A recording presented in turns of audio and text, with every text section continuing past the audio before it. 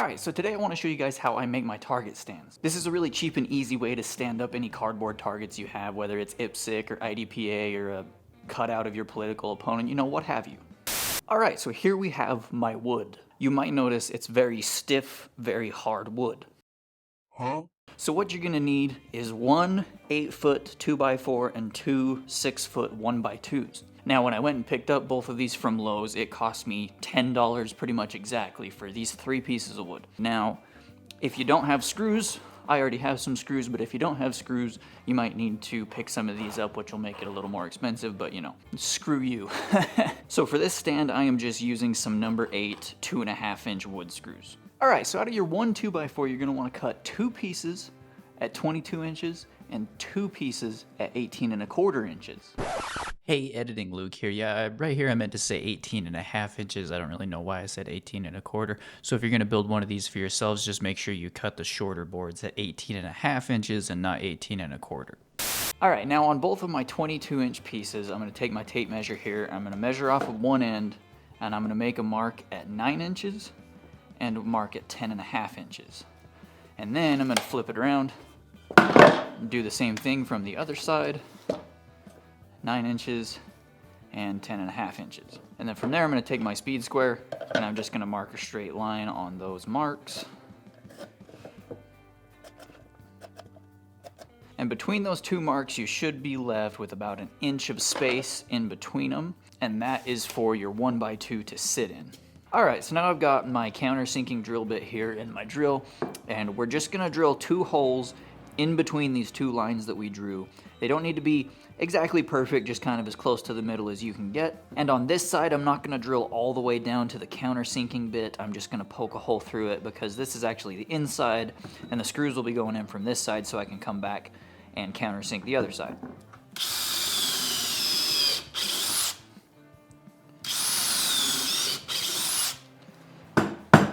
So now that I've got those holes there, if I flip it over, I can see them on the other side, and now I can come down and give those our little countersunk head. So now we've got our 4 holes just like that.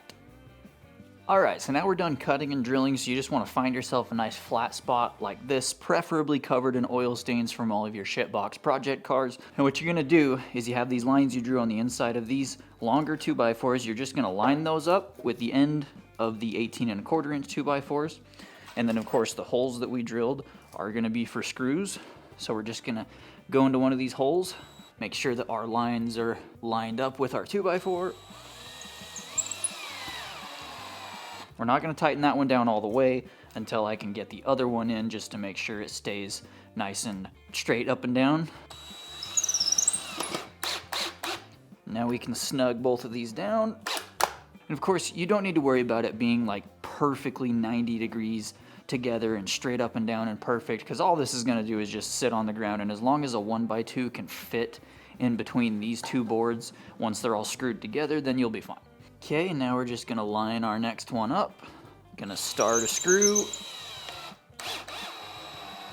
Grab our next screw. Alright, now before I tighten these ones down all the way, I'm going to line up my next outside board and just make sure that everything lines up with my lines the way that it needs to. Let's actually flip this over. Line up our lines.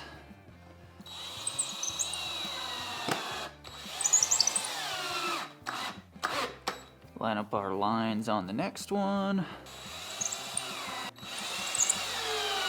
Alright, then we can just do one final tighten down on all our screws. And there you go. That's it. That's our target stand.